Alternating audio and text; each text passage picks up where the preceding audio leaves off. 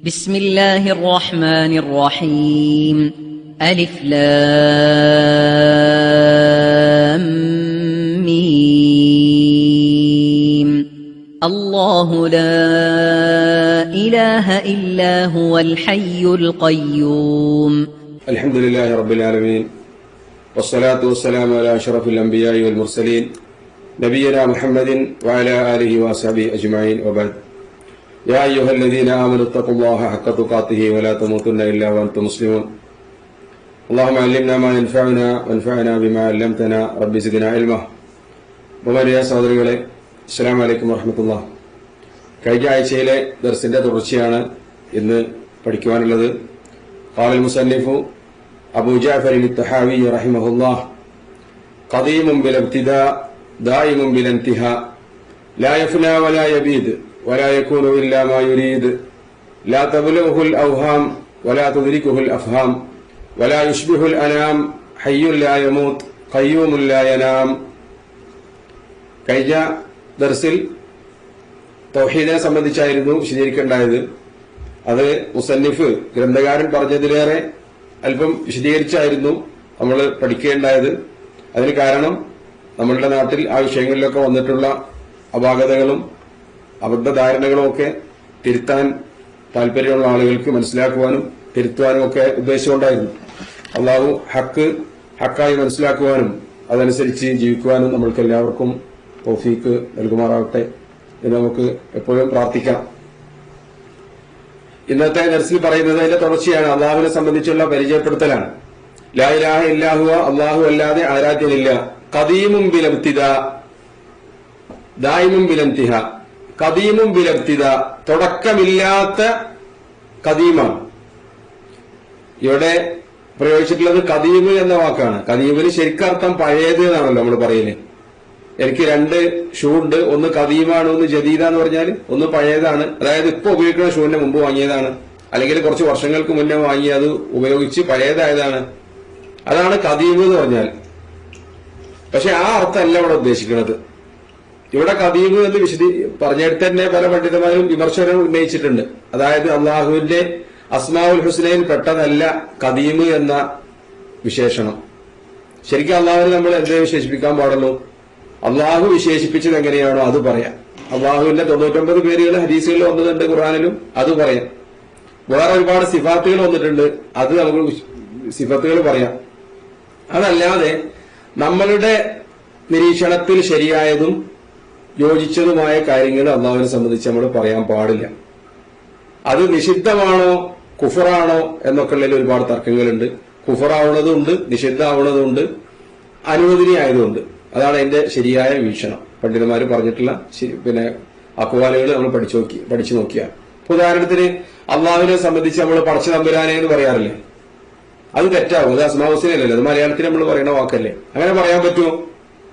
ശരിക്കും നമ്മൾ പ്രാർത്ഥിക്കുമ്പോൾ ശരിക്കും പടച്ച തമ്പുരാനെ എന്ന് പറഞ്ഞുകൊണ്ടല്ല പ്രാർത്ഥിക്കേണ്ടത്. നമ്മൾ മുസ്ലിമീങ്ങൾ ദുആ ചെയ്യുമ്പോൾ നമ്മൾ അള്ളാഹുവിനെ സംബന്ധിച്ച് ഖുർആനിലും ഹദീസിലും വന്ന ഈ 99 നാമങ്ങളിൽ നിന്ന് എന്തെങ്കിലും ഒന്നെടുത്തിട്ടാണ് പ്രാർത്ഥിക്കേണ്ടത്. റഹ്മാനെ, റഹീമെ, യാ ഹയ്യു യാ ഖയ്യൂം, യാ ദൽ ജലാലി വൽ ഇക്റാം, ഇങ്ങനെയൊക്കെ പറഞ്ഞുകൊണ്ടായിരിക്കണം നമ്മൾ ദുആ ചെയ്യേണ്ടത്. അല്ലാതെ തമ്പുരാനെ കോനെ എന്നൊക്കെ പറയാറുണ്ടല്ലോ. ഏതായിരുന്നാലും അങ്ങനെയുള്ള വാക്കുകളല്ല നമ്മൾ പറയേണ്ടത്. അതേപോലെ ചിലപ്പോൾ കാണാം കാരണം എല്ലാ സൃഷ്ടികളും ഭൂമിയിൽ ഉണ്ടാവാൻ ഒരു കാരണം ഉണ്ടാവും. ആ കാരണം ഉണ്ടാവും, വേറൊരു കാരണം ഉണ്ടാവും. അങ്ങനെ അതിന്റെ പുറകിലോട്ട് പോയി കഴിഞ്ഞാൽ അടിസ്ഥാനപരമായ ഒരു മൂല കാരണം ഉണ്ടാവും. അതാണ് ഇനി കാരണം ആവശ്യമില്ലാത്ത അവസാനം എത്തി നിൽക്കുന്ന കാരണം. അതാണ് അള്ളാഹു എന്നൊക്കെ നമ്മൾ ചിലപ്പോ ഈ ഹിന്ദുക്കൾക്ക് അല്ലെങ്കിൽ ഇസ്ലാമിനെ നിഷേധിക്കുന്നവർക്ക് ഒക്കെ വിശദീകരിച്ചു കൊടുക്കുന്ന പ്രഭാഷണങ്ങളൊക്കെ നമ്മൾ കേൾക്കാറുണ്ട്. അടിസ്ഥാന കാരണം, മൂല കാരണം എന്നൊക്കെ പറയാറുണ്ട്. അതൊന്നും ഖുർആനിലും ഹദീസിലും വന്നതല്ലല്ലോ.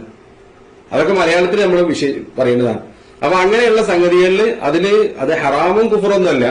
പക്ഷേ അതോടൊപ്പം അങ്ങനെയുള്ള വിശേഷണങ്ങൾ നമ്മൾ പറയാതിരിക്കുകയാണ് നല്ലത്. നമുക്കിടയിൽ സംസാരിക്കുമ്പോൾ നമ്മളിപ്പോ തഹയ്യ വിശദീകരിക്കുകയാണ്. അപ്പൊ അങ്ങനെയുള്ള ക്ലാസ് ഒന്നും പറയേണ്ട ആവശ്യമില്ലല്ലോ. കാരണം അത് നിരീശ്വരവാദികൾക്കും അതേപോലെ ഇന്നലെ മുസ്ലിമായ ആൾക്കും പഠിപ്പിക്കുന്ന ക്ലാസ് അല്ലല്ലോ. മറിച്ച് ദീനപരമായി കുറച്ചൊക്കെ അറിവുള്ള ആളുകളാണ് നമ്മൾ സംസാരിക്കുമ്പോൾ ഉദ്ദേശിക്കുന്നത്. അങ്ങനെയുള്ള സന്ദർഭങ്ങളിൽ നമ്മൾ അത് ഉപയോഗിക്കാൻ പാടില്ല. നേരെ മറിച്ച് ഇസ്ലാമിനെ മനസ്സിലാക്കാത്ത മുസ്ലിങ്ങളല്ലാത്തവരുള്ള ഒരു സദസ്സിൽ അവർക്ക് വേണ്ടി സംസാരിക്കുക, അല്ലെങ്കിൽ മുസ്ലിങ്ങളല്ലാത്ത ആളുകൾ അഭിമുഖീകരിച്ചുകൊണ്ട് അവർക്ക് മാത്രം വേണ്ടി സംസാരിക്കുകയാണ് ദീനിനെ പരിചയപ്പെടുത്തിക്കൊണ്ട്. അങ്ങനെയുള്ള സന്ദർഭങ്ങളിലൊക്കെ നമുക്ക് എന്താ പറയാം, പടച്ച തമ്പുരാൻ, ദൈവം എന്നൊക്കെ പറയാം. പ്രാർത്ഥിക്കുന്ന സമയത്ത് നമ്മൾ എന്ത് ചെയ്യാൻ പാടില്ല, ദൈവമേ കാക്കണേ എന്നൊന്നൊരു മുസ്ലിം പറയാൻ പാടില്ല. ദൈവമേ എന്ന് വിളിച്ച് പ്രാർത്ഥിക്കാൻ പാടില്ല. മറിച്ച് എന്തേ പറയാൻ പാടുള്ളൂ, അള്ളാഹുവിന്റെ വലില്ലാഹിൽ അസ്മാഉൽ ഹുസ്ന ഫദഉഹു ബിഹ, അള്ളാഹുവിന് നല്ല പേരുകളുണ്ട്, അത് വിളിച്ച് നിങ്ങൾ പ്രാർത്ഥിക്കുക. നേരെ കുറച്ച് പരിചയപ്പെടുത്താൻ വേണ്ടി നമ്മൾ മുസ്ലിം അല്ലാത്ത ഒരാളോട് പറയാം, അല്ലെങ്കിൽ മനസ്സിലാവാത്ത ഒരാളോട് സംസാരിക്കണം. അപ്പൊ ദൈവം കാണുന്നു പേടിക്കണട്ടോ എന്നൊക്കെ അയാളോട് പറയാം. ഇവിടെ കദീമും ബിലബ്തിദ എന്ന് ഇമാം തഹാവി പറഞ്ഞ വാക്കിൽ കദീമു എന്നത് അസ്മാഉൽ ഹുസ്നയിൽ പെട്ടതല്ല, അള്ളാഹുവിന്റെ അസ്മാഉൽ ഹുസ്നയിലോ സിഫാത്തുകളിലോ പറഞ്ഞതല്ല, മറിച്ച് ഗ്രന്ഥകാരൻ പറഞ്ഞതാണ്. പക്ഷെ കദീമ് എന്ന വാക്കുകൊണ്ട് ഉദ്ദേശിക്കാറുള്ളത് തെറ്റായ ഒരു അർത്ഥം ഉദ്ദേശിക്കാറുണ്ട്. കദീമ് എന്ന് പറഞ്ഞാൽ പഴയതാണ്, അള്ളാഹു അങ്ങനെ പഴയതല്ലല്ലോ. പക്ഷെ ഇവിടെ ഗ്രന്ഥകാരൻ എന്താ ഉദ്ദേശിക്കുന്നത് അവിടെ തന്നെ ചേർത്ത് പറഞ്ഞിരിക്കുകയാണ്. എന്താ ഉദ്ദേശിച്ചിട്ടുള്ളത്, ബിലബ്തിദ, തുടക്കമില്ലാത്ത പഴയത് എന്നാണ്, തുടക്കമില്ലാത്ത ആദ്യത്തവൻ, അതാണ് ഉദ്ദേശിച്ചത്. അപ്പോ നമുക്ക് പരിചയപ്പെടുത്താൻ വേണ്ടിയിട്ട് എന്ത് ചെയ്യാം, ഇങ്ങനെയുള്ള വാക്കുകൾ ഉപയോഗിക്കാം. അതോടൊപ്പം യാ കദീം യാ അള്ളാഹ് പ്രാർത്ഥിക്കാൻ പാടില്ല, അത് തെറ്റാണ്. മറിച്ച് അള്ളാഹിന്റെ അസ്മാഉൽ ഹുസ്ന ഉപയോഗിച്ച് പ്രാർത്ഥിക്കാൻ പാടുള്ളൂ. അപ്പൊ കദീം എന്ന് പറഞ്ഞ വാക്കിൽ അങ്ങനെ ഒരു തെറ്റുണ്ട്. എന്നാൽ അതേ അർത്ഥം നൽകുന്ന വാക്ക് ഹദീസിലും ഖുർആനിലും ഉണ്ട്. ഖുർആനിൽ അള്ളാഹു പറഞ്ഞത് ഹുവൽ അവ്വലു വൽ ആഖിറു, കണ്ടോ, ഹുവൽ അവ്വലു, അവനാണ് ആദ്യത്തവൻ, വൽ ആഖിറു അറ്റല്ലാത്ത അവസാനത്തതും. ഇവിടെ ആദ്യത്തേത് എന്ന് പറയുമ്പോൾ അള്ളാഹു ആദ്യം ഉണ്ടായിരുന്നല്ല, തുടക്കമില്ലാത്ത ആദ്യത്തേത് എന്നാണ്. കദീമുൻ ബിലബ്തിദ, തുടക്കമില്ല അള്ളാഹുവിന്. എല്ലാ സൃഷ്ടികളും തുടങ്ങുന്നതിന് മുമ്പേ അള്ളാഹു ഉണ്ട്. അള്ളാഹു സ്വയം ഉണ്ടായതാണോ? അല്ല, ഉണ്ടാവുക എന്നുള്ളത് അള്ളാഹ് ഉണ്ടായിട്ടില്ല. അപ്പോ ഉണ്ടാവലില്ലാത്ത, തുടക്കമില്ലാത്ത, എന്നെന്നുമുള്ളവൻ, അറ്റമില്ലാത്ത, അതിനപ്പുറത്തേക്കുള്ളവൻ, അതാണ് ബിലൻതിഹ, അറ്റമില്ലാതെ. അള്ളാഹുവിന് തുടക്കമില്ല, അള്ളാഹുവിന് അവസാനമില്ല, അവൻ എപ്പോഴും ഉണ്ട്, എന്നും ഉണ്ടാകും. ഇതാണ് അതുകൊണ്ട് ഉദ്ദേശിക്കുന്നത്. ഹദീസിൽ നബി സല്ലല്ലാഹു അലൈഹി വസല്ലം തങ്ങൾ പ്രവേശിച്ചിട്ടുള്ളത് അവ്വലിനാണ്. രാത്രിയിൽ നബി സല്ലല്ലാഹു അലൈഹി വസല്ലം തങ്ങൾ ഉണർന്നാലോ നമസ്കരിച്ചാലോ പ്രാർത്ഥിക്കാറുണ്ടായിരുന്ന ദുആയിൽ പറയുന്നത് അല്ലാഹുമ്മ റബ്ബസ് സമാവാതി സബഇ വറബ്ബിൽ അർശിൽ അദീം റബ്ബുനാ വറബ്ബു കുല്ലി ഷൈഇൻ മുൻസിലത് തൗറാത്തി വൽ ഇൻജീൽ വൽ ഖുർആൻ ഫാലിഖിൽ ഹബ്ബി വൻ നവാ ലാ ഇലാഹ ഇല്ലാ അൻത അഊദു ബിക മിൻ ശർരി കുല്ലി ഷൈഇൻ അൻത ആഖിദുൻ ബിനാസിയതിഹി അൻതൽ അവ്വലു ഫലൈസ ഖബ്ലക ഷൈ وأنت الآخر فليس بعدك شيء أنت الظاهر ليس فوقك شيء وأنت الباطن ليس دونك شيء يقضي عنا الدين واغننا من الفقر. നീയാണ് ആദ്യത്തേത്. അൻതൽ കദീം എന്നല്ല പറഞ്ഞിട്ടുള്ളത്. അപ്പൊ കദീമിന് പകരം അതിലേറെ സൂട്ടബിളായ ശരിയായ അർത്ഥം നൽകുന്ന വാക്കാണ് അവൽ എന്നത്. അത് ഖുർആനിലും ഹദീസിലും വന്നതാണ്, അതാണ് പറയേണ്ടത്. അപ്പൊ ഗ്രന്ഥകാരൻ ഉദ്ദേശിക്കുന്നത് പഴയതാവുന്ന അർത്ഥത്തിലല്ല, മറിച്ച് ബിലബ്തിദ, തുടക്കമില്ലാതെ അനാദിയിൽ തന്നെ ഉള്ളവൻ, കാലത്തിന്റെയും സമയത്തിന്റെയും ഒക്കെ അപ്പുറം തന്നെ അള്ളാഹു ഉണ്ട്. ലാ യഫ്ന വലാ യബീദ്, അള്ളാഹു ലാ യഫ്ന നശിക്കൂല, വലാ യബീദ് ഇല്ലാതെയായി പോല, കാലപ്പഴക്കം ചെന്നിട്ട് അത് അപ്രത്യക്ഷമായി പോവാ. വലാ യകൂനു ഇല്ലാ മാ യുരീദ്. ഇനി മുതലുള്ള ദർസുകളിലൊക്കെ കാര്യമായി അള്ളാഹുവിനെ സംബന്ധിച്ചായിരിക്കുമല്ലോ പ്രതിപാദിക്കുക. അത് പഠിക്കുകയും മനസ്സിലാക്കുകയും ചെയ്യുന്നത് നമ്മളുടെ ഈമാനിന്റെ വർധനവിന് കൂടി കാരണമാകും. അതുകൊണ്ട് തന്നെ ശരിയായ രൂപത്തിൽ അത് മനസ്സിലാക്കുവാനും അതുകൊണ്ട് ഉള്ള സൽഫലങ്ങൾ ജീവിതത്തിൽ പകർത്താനും നമ്മൾ ശ്രദ്ധിക്കണം. അള്ളാഹുവിനെ നമ്മൾ അറിയേണ്ടത് അള്ളാഹു പറഞ്ഞ രൂപത്തിലാണല്ലോ. ഇവിടെ പറഞ്ഞ വിശേഷങ്ങളുണ്ടോ, അള്ളാഹു തുടക്കമില്ലാത്തവനാണ്, ആദ്യമേ ഉള്ളവനാണ്, അറ്റമില്ലാതെ എന്നെന്നും നിലനിൽക്കുന്നവനാണ്, അവസാനമില്ല എന്ന് പറയുമ്പോ നമ്മള് മനസ്സിലാക്കേണ്ട പ്രധാനപ്പെട്ട ഒരു കാര്യം, അള്ളാഹുവാണ് നിലനിൽക്കുന്നവൻ. ബാക്കിയുള്ള സൃഷ്ടികളെല്ലാം ഇവിടുത്തെ കാഴ്ചക്കാരായി സന്ദർശകരായി വന്നതാണ്. നമുക്കെല്ലാവർക്കും ഈ പ്രപഞ്ചത്തിന്റെ ആയുസിനോട് തന്നെ തട്ടിച്ചു നോക്കിയാൽ നമുക്കൊക്കെ സെക്കൻഡുകളും മിനിറ്റുകളും മാത്രമേ ആയുസുള്ളൂ. ഈ ഭൂമിയോട് താരതമ്യം ചെയ്തു നോക്കിയാൽ മനുഷ്യന്മാരുടെ ആയുസ് എത്രയാണ്? വളരെ ചുരുക്കമാണ്. ഇവിടെയുള്ള ഏത് ശക്തിയും ഏത് രാജാവും ഏത് ഭരണാധികാരിയും അവനക്ക് നിർണീതമായ 4-5 വർഷമുള്ളത്. എത്ര വലിയ കിങ്കരനായിരുന്നാലും പോക്കിരിയായിരുന്നാലും ലോകം മുഴുവൻ അടച്ചു ഭരിച്ചാലും അങ്ങനെയുള്ള എത്ര രാജാക്കന്മാരും ഫറവോമാരും നമ്രൂദുമാരും ഒക്കെ കടന്നുപോയില്ലേ? അവരൊക്കെ തുടക്കമുണ്ടായിരുന്നു, അവരൊക്കെ അവസാനിച്ച് മണ്ണിൽ ലയിച്ചു പോയി. ഇവിടെ ബാക്കിയുള്ളതാരാണ്? അള്ളാഹുവാണ്. നമ്മളൊക്കെ നിസാരന്മാരാണ് എന്ന ബോധം ശരിക്ക് നമ്മളിത് പഠിക്കുമ്പോണ്ടാവും. അതുകൊണ്ട് തന്നെ ആ നിലനിൽക്കുന്ന റബ്ബിന് വേണ്ടി, ആ നിലനിൽക്കുന്ന റബ്ബിനെ നമ്മൾ ആരാധിക്കുക, അവരെ നമ്മൾ വാഴ്ത്തുക. ബാക്കിയുള്ളതൊക്കെ നശിച്ചു പോകുന്നവരാണ്. മരണപ്പെട്ടാൽ അറബികൾ പറയാറുണ്ട് അൽ ബക്കാഉലില്ല, ഇന്നാ ലില്ലാഹി വ ഇന്നാ ഇലൈഹി റാജിഊൻ. അള്ളാഹു മാത്രമേ നിലനിൽക്കുള്ളൂ. അതുകൊണ്ട് മരണപ്പെട്ടതിന് നമ്മൾ അമിതമായി ദുഃഖിക്കേണ്ട കാര്യമില്ല. കാരണം എന്താണ്, എല്ലാ ആളുകളെയും മരണം പിടികൂടുക തന്നെ ചെയ്യും. ആ നിർണിത അവധി എത്തിക്കഴിഞ്ഞാൽ പിന്നെ ഒരു മാറ്റം ഉണ്ടാവില്ല. അള്ളാഹു നശിക്കുകയോ തീരുകയോ ചെയ്യില്ല. വലാ യകൂനു ഇല്ലാ മാ യുരീദ്, അള്ളാഹു ഉദ്ദേശിക്കാതെ വലാ യകൂനു സംഭവിക്കുകയില്ല ഇല്ലാ മാ യുരീദു, അവൻ ആഗ്രഹിക്കാത്തത്, അവൻ ഉദ്ദേശിക്കാത്തത്, അവന്റെ ഇറാദത്തിൽ പെടാത്ത ഒന്നും ഇവിടെ ഉണ്ടാവില്ല, എവിടെയും സംഭവിക്കൂല. അള്ളാഹുവിന്റെ സൃഷ്ടികളിൽ അള്ളാഹു ഉദ്ദേശിച്ചതല്ലാതെ മറ്റൊന്നും നടക്കൂല. അള്ളാഹു അക്ബർ. അതാണ് അള്ളാഹുവിന്റെ ഇറാദത്തിനെ സംബന്ധിച്ച് വിശദീകരിച്ചിട്ടുള്ളത്. മാഷാ അള്ളാഹു കാന വമാ ലം യശഅ ലം യകുൻ. അള്ളാഹു ഉദ്ദേശിച്ചുണ്ടാവും. മാഷാ അള്ളാഹു കാന, മാഷാ അള്ളാഹു കാന, അള്ളാഹു ഉദ്ദേശിച്ചത് ഉണ്ടാകും. വമാ ലം യശഅ, അള്ളാഹു ഉദ്ദേശിക്കാത്തതോ ലം യകുൻ, അത് ഉണ്ടാവില്ല. അള്ളാഹു ഉദ്ദേശിക്കാത്ത ഒന്നും എന്റെ പ്രോജക്റ്റിൽ ഉണ്ടാവില്ല. നമ്മളൊരു സുജൂദ് ചെയ്യുന്നുവെങ്കിൽ അത് അള്ളാഹുവിന്റെ മശീയത്തിൽ അള്ളാഹു ഉദ്ദേശിച്ചാൽ മാത്രമേ നടക്കുള്ളൂ. ഒരാൾ മുസ്ലിം ആകണം, അള്ളാഹു ഉദ്ദേശിച്ചാലേ നടക്കുള്ളൂ. ഒരാൾക്ക് ഇബാദത്ത് ചെയ്യണം, അള്ളാഹു ഉദ്ദേശിച്ചാലേ നടക്കുള്ളൂ. അതുകൊണ്ടാണ് ബാങ്ക് വിളിക്കുന്ന സമയത്ത് ലാ ഹൗല വലാ ഖുവത ഇല്ലാ ബില്ലാ, ഇതൊക്കെ നമ്മൾ പറയുന്നത് ഹയ്യ അലസ് സ്വലാ ഹയ്യ അലൽ ഫലാഹ് എന്ന് പറയുമ്പോൾ മുഅദ്ദിൻ വിളിച്ചു പറയുമ്പോൾ നമ്മൾ മറുപടി പറയാണ്. ഞങ്ങൾ വരികയാണോ ശരിക്കും പറയേണ്ടത്? ഹയ്യ അലസ് സ്വലാ, നിസ്കരിക്കാൻ വരൂ. അപ്പൊ പറയേണ്ടത് എന്താ? ഞങ്ങൾ വരികയാണ്. അതിന് മറുപടി ആയിട്ട് നമ്മൾ പറയേണ്ടത് എന്താണെന്നറിയോ? ലാ ഹൗല വലാ ഖുവത ഇല്ലാ ബില്ലാ, ഒരു ശക്തിയോ ഒരു കഴിവോ ഒരവസ്ഥയിൽ നിന്ന് മറ്റൊരവസ്ഥയിലേക്കുള്ള നീകലോ ഇല്ലാ ബില്ലാ, അള്ളാഹുവിനെ കൊണ്ടല്ലാതെ കഴിയില്ല. അതായത് നിങ്ങൾ പള്ളിയിൽ നിന്ന് നിസ്കരിക്കാൻ വിളിച്ചാലും എനിക്ക് അങ്ങോട്ട് വരണമെങ്കിൽ അതിന്റെ കഴിവ് ആര് നൽകണം? അള്ളാഹു നൽകേണ്ടതാണ് എന്ന് നമ്മൾ അംഗീകരിക്കണം. ഇയ്യാക നഅ്ബുദു, നിന്നെ മാത്രം ഞങ്ങൾ ആരാധിക്കുന്നു. വഇയ്യാക നസ്തഈൻ, ആ ആരാധനയ്ക്ക് നിന്നോട് ഞങ്ങൾ സഹായം തേടുകയും ചെയ്യുന്നു എന്നാണ് അതിന്റെ ഒരു അർത്ഥം. അപ്പോൾ നമ്മൾ നിന്നെ മാത്രം ആരാധിക്കുന്നു എന്ന് പറയാൻ പോലുള്ള കഴിവ്, യോഗ്യത നമുക്കില്ല. മറിച്ച് എന്ത് വേണം? വമാ തൗഫീഖി ഇല്ലാ ബില്ലാ, ആ കാര്യങ്ങൾക്കൊക്കെ അള്ളാഹുവിനെ കൊണ്ട് മാത്രമേ നമ്മൾക്ക് കഴിയുള്ളൂ. അള്ളാഹു തൗഫീഖ് തന്നാൽ മാത്രമേ നടക്കുള്ളൂ. ഇമാം തഹാവി തൊട്ട് മുമ്പുള്ള വരി പറഞ്ഞില്ലേ, നഖൂലു ഫീ തൗഹീദില്ലാ ബിതൗഫീഖില്ലാ എന്ന് പറഞ്ഞല്ലോ. അള്ളാഹുവിന്റെ തൗഫീഖ് കൊണ്ട് നമ്മൾ അഖീദയെ സംബന്ധിച്ച് പറയുന്നത്. അപ്പൊ നമ്മൾ പറയാന്ന് പറഞ്ഞത് അള്ളാഹുവിന്റെ തൗഫീഖ് കൊണ്ട് മാത്രമേ സംഭവിക്കുള്ളൂ, അതില്ലെങ്കിൽ നടക്കുകയില്ല. റസൂലുള്ളാഹി പ്രാർത്ഥിക്കാറുണ്ടായിരുന്നു, അള്ളാഹുവെ എന്റെ കാര്യം ലാ തകിൽനി ഇലാ നഫ്സി തർഫത ഐൻ, ഒരു കണ്ണിമ വെട്ടിത്തുറക്കുന്ന സമയം പോലും അള്ളാഹുവെ എന്റെ കാര്യങ്ങളെ നീ എന്നെ തന്നെ ഏൽപ്പിക്കരുതേ എന്ന് റസൂലുള്ളാഹി പ്രാർത്ഥിക്കാറുണ്ടായിരുന്നതാണ്. അതാണ് അല്ലാഹു തആല ഖുർആനിൽ പറഞ്ഞത്, വമാ തശാഊന ഇല്ലാ അൻ യശാ അല്ലാഹ് ഇന്നല്ലാഹ കാന അലീമൻ ഹകീമ. വമാ തശാഊന, നിങ്ങൾ ഉദ്ദേശിക്കുകയില്ല, ഇല്ലാ അൻ യശാ അല്ലാഹ്, അള്ളാഹു ഉദ്ദേശിച്ചാലല്ലാതെ.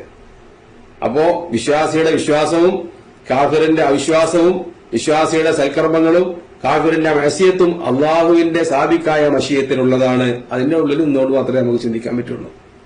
ഇതാണ് ഒന്ന് അള്ളാഹുവിന്റെ മശീയത്ത് എന്ന് പറഞ്ഞുകൊണ്ട് ഉദ്ദേശിക്കുന്നത്. മാഷാ അല്ലാഹു കാന, അള്ളാഹു ഉദ്ദേശിച്ചത് മാത്രമേ സംഭവിക്കുകയുള്ളൂ, അള്ളാഹു ഉദ്ദേശിക്കാത്തത് സംഭവിക്കുകയില്ല. അള്ളാഹുവിന്റെ മശീയത്തിനെ സംബന്ധിച്ച് പണ്ഡിതന്മാർ അത് വ്യക്തമായി മനസ്സിലാക്കാൻ വേണ്ടി, നമുക്ക് ആശയക്കുഴപ്പം ഒഴിവാക്കാൻ വേണ്ടി വിശദീകരിച്ച് പറഞ്ഞിട്ടുണ്ട്. അത് അള്ളാഹുവിന്റെ മശീയത്ത് രണ്ട് രൂപത്തിലാണ്. ഒന്ന് അള്ളാഹുവിന്റെ കൗലിയായ ഇറാദ, ഖദരിയത്തുൻ കൗലിയ ഖൽഖിയ, അള്ളാഹുവിന്റെ സൃഷ്ടിപരമായ നിയമങ്ങൾ എന്ന് നമുക്ക് വേണമെങ്കിൽ പരിഭാഷപ്പെടുത്തി പറയാം. അള്ളാഹുവിന്റെ പ്രാപഞ്ചിക നിയമത്തിന്റെ ഭാഗമായ അള്ളാഹുവിന്റെ ഇറാദത്തുകൾ. ഉദാഹരണത്തിന് ഫമൻ യുരിദില്ലാഹു അൻ യഹ്ദിയഹു യശ്റഹ് സദ്റഹു ലിൽ ഇസ്ലാം വമൻ യുരിദ് അൻ യുദില്ലഹു യജ്അൽ സദ്റഹു ദയ്യിഖൻ ഹറജ കഅന്നമാ യസ്അദു ഫിസ് സമാ.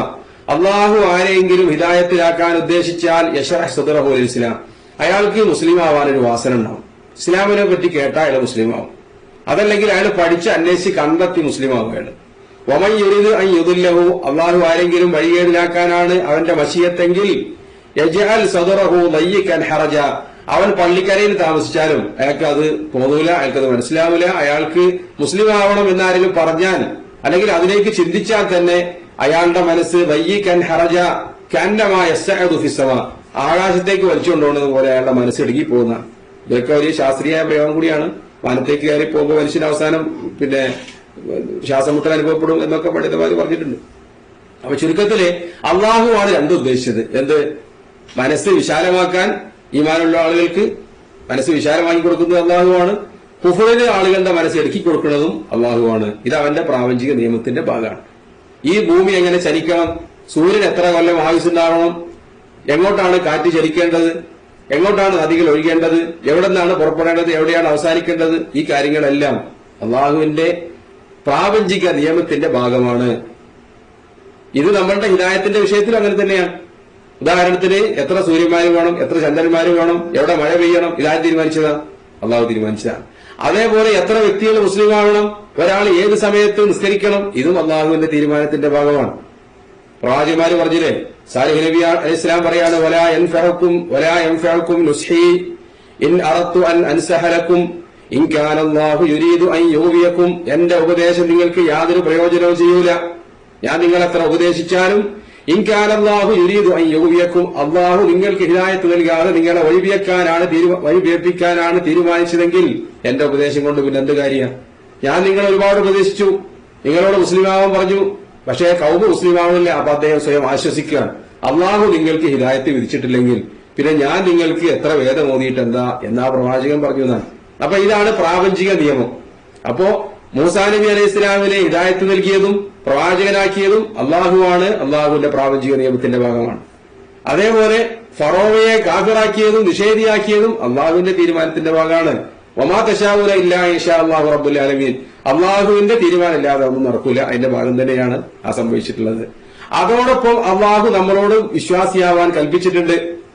യുരീദുല്ലാഹു ബിക്കുമുൽ യുസ്റ വലാ യുരീദു ബിക്കുമുൽ ഉസ്റ, നിങ്ങൾക്ക് എളുപ്പമുണ്ടാകണമെന്നാണ് അള്ളാഹു ഉദ്ദേശിക്കുന്നത്, നിങ്ങളെ പ്രയാസപ്പെടുത്താൻ അള്ളാഹു ഉദ്ദേശിക്കുന്നില്ല. യുരീദുല്ലാഹു ലിയുബയ്യിന ലക്കും വയഹ്ദിയക്കും സുനനല്ലദീന മിൻ ഖബ്ലിക്കും വയതൂബ അലൈക്കും വല്ലാഹു അലീമുൻ ഹകീം, നിങ്ങൾക്ക് കാര്യങ്ങളൊക്കെ വിശദീകരിച്ചു തരണമെന്നും നിങ്ങൾക്ക് ഹിദായത്ത് നൽകണമെന്നുമാണ് അള്ളാഹു ആഗ്രഹിക്കുന്നത്, ഉദ്ദേശിക്കുന്നത്. വയതൂബ അലൈക്കും, നിങ്ങൾക്ക് തൗബ നൽകണമെന്നും നിങ്ങളുടെ തെറ്റുകൾക്ക് നിങ്ങൾക്ക് പശ്ചാത്താപം നൽകണമെന്നും നിങ്ങൾ തൗബ ചെയ്യണമെന്നും നിങ്ങൾക്ക് അങ്ങനെ പുറത്തു തരണമെന്നുമാണ് അള്ളാഹു ഉദ്ദേശിക്കുന്നത്. വല്ലാഹു അലീമുൻ ഹക്കീം, അള്ളാഹു അറിവുള്ളവരും കഴിവുള്ളവരുമാകുന്നു. ഇതാണ് അള്ളാഹുവിന്റെ ശർഈയായ തീരുമാനം എന്ന് പറയുന്നത്. അപ്പൊ പ്രാപഞ്ചിക നിയമത്തിന്റെ ഭാഗമായാണ് ഇവിടെയുള്ള എല്ലാ കാര്യങ്ങളും നടക്കുന്നത്. അതിന്റെ അപ്പുറത്തേക്ക് ഒരാൾക്കും ചെയ്യാൻ പറ്റൂല. അതോടൊപ്പം അള്ളാഹു നമ്മളോട് ഇസ്ലാമിക കാര്യങ്ങൾ കൽപ്പിച്ചു, അതനുസരിച്ച് നമ്മൾ ജീവിക്കൽ നിർബന്ധമാണ്. അങ്ങനെ നമ്മൾ അള്ളാഹുവിന്റെ കൽപ്പന അനുസരിച്ച് പ്രവർത്തിക്കുന്നുവെങ്കിൽ അത് അള്ളാഹുവിന്റെ തീരുമാനത്തിന്റെ ഭാഗം തന്നെയാണ്. ആ കൽപ്പന അനുസരിക്കാതെ ധിക്കരിക്കുന്നുവെങ്കിൽ അതും അള്ളാഹുവിന്റെ തീരുമാനത്തിന്റെ ഭാഗം തന്നെയാണ്. അള്ളാഹുവാണ് എല്ലാം അറിയുന്നവൻ, കാന വല്ലാഹു അലീമുൻ ഹക്കീം, അള്ളാഹുവാണ് യുക്തിമാൻ. ഇത് രണ്ടും മനസ്സിലാക്കിയാൽ മതി. അള്ളാഹുവിന്റെ കുദറത്തും അള്ളാഹുവിന്റെ യുക്തിയും അള്ളാഹുവിന്റെ അറിവും മനസ്സിലാക്കി കഴിഞ്ഞാൽ ഈ പറഞ്ഞത് പെട്ടെന്ന് മനസ്സിലാവും. അതായത് അള്ളാഹുവിന്റേതാണ് ഈ പ്രപഞ്ചത്തിലുള്ളത് മുഴുവൻ എന്ന് നമ്മൾ വിശ്വസിക്കുന്നു, എന്ന് നമ്മൾ പറയുന്നു. അള്ളാഹു ആ കാര്യം പഠിപ്പിച്ചിരിക്കുന്നു. എന്നിട്ട് നമ്മൾ പറയാണ് ഇവിടെ നടക്കുന്ന കാര്യങ്ങളൊന്നും അള്ളാഹുവിന് അറിയില്ല. അങ്ങനെ പറയാൻ പറ്റുമോ? പറ്റൂലല്ലോ. ഫിർഔൻ മുസ്ലിമാവോ കാഫിറാവോ അള്ളാഹുവിന് അറിയില്ലായിരുന്നു, മൂസാ നബി വന്നപ്പോഴാണ് മനസ്സിലായത്. അങ്ങനെ പറയാൻ പറ്റുമോ? പറ്റില്ല. അപ്പൊ ആ കാര്യം അവിടെ പറഞ്ഞിട്ടുള്ളത് അള്ളാഹുവിന് മുമ്പ് തന്നെ അറിയാമായിരുന്നു എന്ന്. മൂസാ നബി പോയതുകൊണ്ടൊന്നും പ്രയോജനമില്ല, ഫിർഔൻ കാഫിറാവും. ഫിർഔൻ കാഫിറായാൽ അത് ആര് കൊടുത്ത കഴിവുകൊണ്ടാണ്? അള്ളാഹു കൊടുത്ത കഴിവും അള്ളാഹു കൊടുത്ത ശക്തിയും കൊണ്ട് തന്നെയാണ് അവൻ കാഫിറാകുന്നതും അതനുസരിച്ച് പ്രവർത്തിക്കുന്നതും. അപ്പൊ അത് അള്ളാഹുവിന്റെ തീരുമാനത്തിന്റെ ഭാഗമാണ്.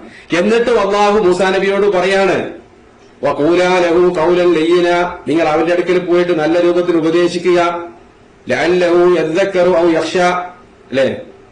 ലഅല്ലഹു യതദക്കറു ഔ യഖ്ശ, അവൻ ആലോചിക്കുകയും അള്ളാഹുവിനെ പേടിക്കുകയും ചെയ്തേക്കാം. അതാണ് അള്ളാഹുവിന്റെ ശർഈയായ തീരുമാനം. ശർഈയായ തീരുമാനം അള്ളാഹു ഇഷ്ടപ്പെടുന്നതാണ്. ആ ഇഷ്ടപ്പെടാത്ത കാര്യങ്ങളും ആളുകൾക്ക് ചെയ്യാൻ പറ്റും. ആ കഴിവ് അള്ളാഹു കൊടുക്കുന്നത് തന്നെയാണ്. എന്നാൽ കൗനിയായ പ്രാപഞ്ചികമായ തീരുമാനം അള്ളാഹു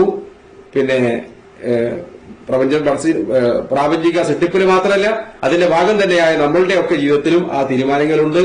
അത് വിശ്വസിക്കൽ നിർബന്ധമാണ്. വലായക്കൂനും ഇല്ലാമായുരീൻ, അള്ളാഹു ഉദ്ദേശിക്കുന്നതല്ലാതെ ഭൂമിയിൽ സംഭവിക്കുകയില്ല എന്ന കാര്യം. ഇതാണ് ഖദാ ഖദറിലുള്ള വിശ്വാസം മുഖേന നമ്മളുടെ മനസ്സിലുണ്ടായിരിക്കേണ്ട വിശ്വാസം. അതേ സംബന്ധിച്ച് ഇൻഷാ അല്ലാഹ് ഇനി വീണ്ടും ആവർത്തിച്ചു വരും. ഇപ്പൊ പറഞ്ഞത് നിങ്ങൾക്ക് മനസ്സിലായിട്ടുണ്ടാവും. ഈ കാര്യങ്ങൾ ഈ ദർസിലൂടെ അല്ലാതെയും നിങ്ങൾ പഠിക്കുന്നവരായിരിക്കും എന്നാണ് ഞാൻ മനസ്സിലാക്കുന്നത്. അത്തരം കാര്യങ്ങളെ സംബന്ധിച്ചിടത്തോളം ഖുർആനിലും ഹദീസിലും പറഞ്ഞ കാര്യങ്ങൾ ഉൾക്കൊള്ളുക, അത് മനസ്സിലാക്കി തരാൻ വേണ്ടി അള്ളാഹുവിനോട് പ്രാർത്ഥിക്കുക എന്നുള്ളതാണ്. പലപ്പോഴും നിരീശ്വരവാദികളൊക്കെ തർക്കം ഉന്നയിക്കാറുള്ള വിഷയമാണ്. അവരോട് തിരിച്ചങ്ങോട്ട് ചോദിച്ചാൽ മറുപടി ഒന്നും ഉണ്ടാവില്ല. എന്നാലും നമ്മളെ വസ്വാസാക്കാൻ അവർക്ക് സാധിച്ചേക്കാം. അള്ളാഹു നമ്മൾക്ക് എല്ലാവർക്കും ഹിദായത്തും അതിനുള്ള തൗഫീഖും നൽകുമാറാവട്ടെ. അപ്പൊ വലാ യകൂനു ഇല്ലാ മാ യുരീദ്, അള്ളാഹുവിന്റെ പ്രപഞ്ചത്തിൽ അള്ളാഹു ഉദ്ദേശിക്കുന്നത് മാത്രമേ നടക്കുള്ളൂ. അതുകൊണ്ട് ഒരാൾ മുസ്ലിം ആയാലും കാഫിറായാലും ഒക്കെ അങ്ങനെ തന്നെയാണ് എന്ന് ചുരുക്കത്തിൽ മനസ്സിലാക്കുക. ലാ തബ്ലൂഹുൽ ഔഹാം വലാ തുദ്രിക്കുഹുൽ അഫ്ഹാം.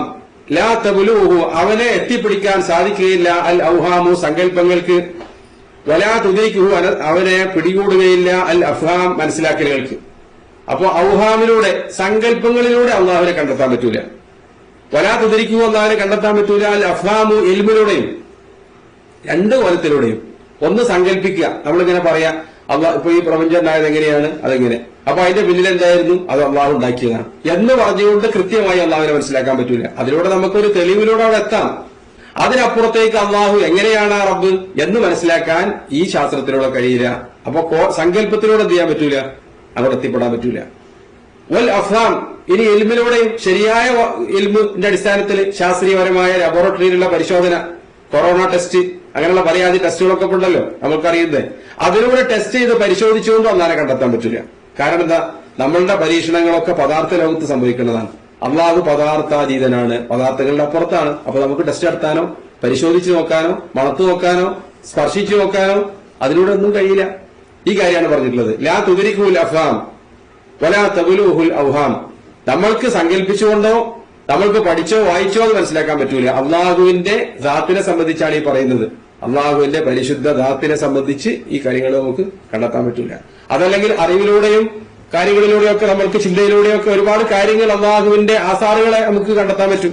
ഉദാഹരണത്തിന് പ്രപഞ്ചം ആര് പടച്ചതാണ്, ഇതിന്റെ പിന്നിൽ ഒരു സൃഷ്ടാവ് ഉണ്ടായിരിക്കണം.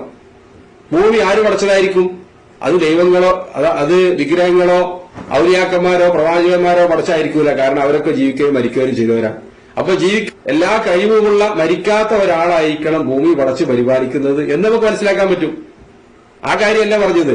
അതിനപ്പുറത്തേക്ക് ആ റബ്ബ് എങ്ങനെയുള്ളവനായിരിക്കും എന്ന് മനസ്സിലാക്കാൻ അള്ളാഹു വഹിയിലൂടെ നൽകിയ ഇൽമിലൂടെ മാത്രമേ നമുക്ക് സാധിക്കുള്ളൂ. അത് ഒരു പരിമിതമായ ഇൽമാണ് നമുക്ക് ലഭിച്ചിട്ടുള്ളത്. അള്ളാഹുവിന്റെ ദാത്തിനെ സംബന്ധിച്ച് മനസ്സിലാക്കാൻ നമുക്ക് സാധിക്കുകയില്ല എന്നതാണ് ഇമാം ഉദ്ദേശിക്കുന്നത്. വലാ യുഷ്ബിഹുൽ അനാം, അള്ളാഹു സാദൃശ്യപ്പെടുകയില്ല അൽ അനാമ, സൃഷ്ടികളോട്. ഇതൊക്കെ മനുഷ്യന്മാരുടെ വാക്കാണ്. ഇപ്പൊ കദീമ് എന്ന് ഗ്രന്ഥകാരൻ പറഞ്ഞത് നമ്മൾ പറഞ്ഞു, പണ്ഡിതന്മാർ പറയുകയുണ്ടായി കദീമ് ഉപയോഗിക്കുന്നത് ശരിയല്ല, അതിലേറെ നല്ലത് ഔവലാണ്. അതേപോലെ അനാമ് എന്ന് പറഞ്ഞാൽ സൃഷ്ടികൾ എന്നാണ്.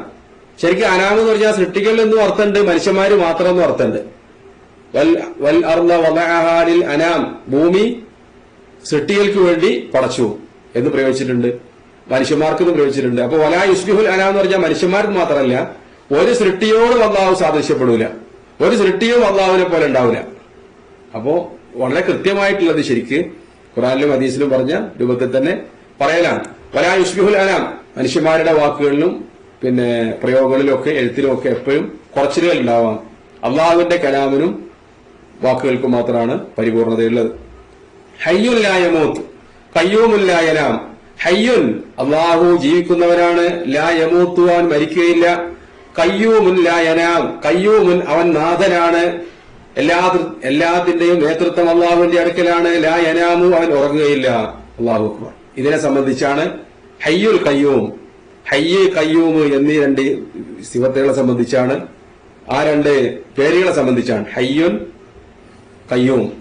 അത് രണ്ടും അള്ളാഹുവിന്റെ ഇസ്മുല്ലാഹിൽ അഅ്ലം, അള്ളാഹുവിന്റെ ഉന്നതമായ പേരുകൾ. അല്ലദീ ഇദാ ദുഇയ ബിഹി അജാബ്, ഈ രണ്ട് പേരുകൾ വിളിച്ചാൽ, ഈ രണ്ട് പേരുകൾ വിളിച്ചുകൊണ്ട് പ്രാർത്ഥിച്ചാൽ അള്ളാഹു ഉത്തരം ചെയ്യും എന്ന് പറയപ്പെട്ടിട്ടുള്ള പേരുകളിൽ പെട്ടതാണ് ഹയ്യുൽ ഖയ്യൂം എന്ന രണ്ട് പേരുകൾ. പണ്ഡിതന്മാരുടെ വിശദീകരണങ്ങൾ ഒരു വിശദീകരണതാണ്. വേറൊരു വിഭാഗം പറഞ്ഞിട്ടുള്ളത് അള്ളാഹു എന്ന് പറയുന്നതന്നെയാണ് അള്ളാഹുവിന്റെ ഇസ്മുല്ലാഹിൽ അഅ്ലം എന്ന്. അപ്പൊ ഇസ്മുല്ലാഹിൽ അഅ്ലം എന്ന് പറഞ്ഞാൽ ഒന്നുകിൽ അള്ളാഹു എന്നതാണ്, അതല്ലെങ്കിൽ രണ്ടാമത്തെ അഭിപ്രായം ഉള്ളത് യാ ഹയ്യു യാ ഖയ്യൂം എന്ന രണ്ട് പേരുകളാണ്. അത്ര പ്രധാനപ്പെട്ടതാണ്. ഹയ്യുൻ, അള്ളാഹു എന്നെന്നും ജീവിക്കുന്നവനാണ്, അള്ളാഹു ജീവൻ നൽകിയവയാണ് ബാക്കിയുള്ള എല്ലാ സൃഷ്ടികളും. അള്ളാഹു ജീവൻ നൽകാത്ത ഒന്നുമില്ല. ജീവൻ നൽകിയതിൽ, ജീവനുള്ളതിൽ എല്ലാത്തിനും അള്ളാഹുവാണ് ജീവൻ നൽകുന്നത്. ലാ യമൂത്തു, അള്ളാഹുവിന് മരണമല്ല, അള്ളാഹുവിന്റെ ജീവന്റെ തുടക്കമല്ല, അതിന് അവസാനമല്ല. ഖയ്യൂമൻ, ഖയ്യൂം എന്ന് പറഞ്ഞാൽ അതാണ്, അള്ളാഹു എല്ലാത്തിനെയും പരിപാലിക്കുന്നവൻ കൂടിയാണ്. എല്ലാ നേതൃത്വവും അള്ളാഹുവിന്റെ അടുക്കലാണ്. അള്ളാഹുവാണ് പ്രപഞ്ചത്തെ സൃഷ്ടിക്കുകയും അതിനെ പരിപാലിക്കുകയും ചെയ്യുന്നത്. അല്ലാഹു ലാ ഇലാഹ ഇല്ലാഹു അൽ ഹയ്യുൽ ഖയ്യൂം ലാ തഅഖുദുഹു സിനത്തുൻ വലാ നൗം ലഹു മാ ഫിസ് സമാവാതി വമാ ഫിൽ അർദ്. അള്ളാഹു അവനാണ് എന്നെന്നും ജീവിക്കുന്നവൻ. അൽ ഖയ്യൂം ഈ പ്രപഞ്ചത്തെ പരിപാലിക്കുന്നവൻ, ഇതിന്റെ നാഥൻ. ലാ തഅഖുദുഹു സിനത്തുൻ വലാ നൗം അവന് ഉറക്കമോ മയക്കമോ അല്ല, അവനെ പിടികൂടൂല. ലഹു മാ ഫിസ് സമാവാതി വമാ ഫിൽ അർദ് ആകാശങ്ങളിലും ഭൂമിയിലുള്ളത് അള്ളാഹുവിന്റേതാണ്. ആയത്തുൽ കുർസിയിൽ അതാണ് പറയുന്നത്. ആയത്തുൽ കുർസി ഏറ്റവും ശ്രേഷ്ഠമായ ആയത്താവാൻ കാരണം അള്ളാഹുവിനെ പറ്റി മാത്രമേ ആയത്തിൽ പറഞ്ഞിട്ടുള്ളൂ. അപ്പൊ ഏറ്റവും ശ്രേഷ്ഠമായ ആയത്തുൽ കുർസിയാണ്. കാരണം അള്ളാഹിനെ സംബന്ധിച്ച് മാത്രമേ ഉള്ളൂ അതിൽ പറഞ്ഞിട്ട്. അള്ളാഹുവിനെ സംബന്ധിച്ചാണ് അതിലെ പ്രതിപാദ്യ വിഷയം. ഏറ്റവും അഫ്ദലായ സൂറത്തുൽ ഇഖ്ലാസ് ഖുൽ ഹുവല്ലാഹു അഹദ്, അവിടെ അള്ളാഹിനെ സംബന്ധിച്ച് മാത്രമാണ് പറഞ്ഞിട്ടുള്ളത്. അപ്പോൾ ഒരു സൂറത്ത് ഏറ്റവും ശ്രേഷ്ഠമാകാൻ കാരണം അള്ളാഹിനെ സംബന്ധിച്ച് മാത്രം പറഞ്ഞുകൊണ്ടാണ്.